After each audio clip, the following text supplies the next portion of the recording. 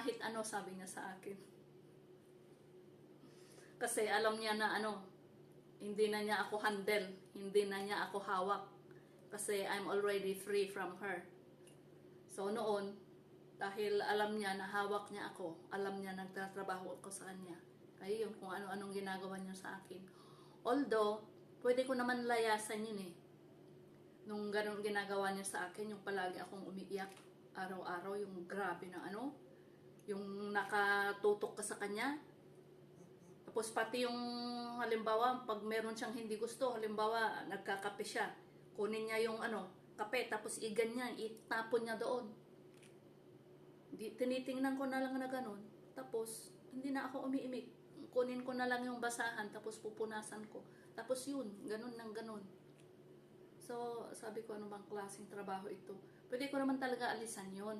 Kaya lang,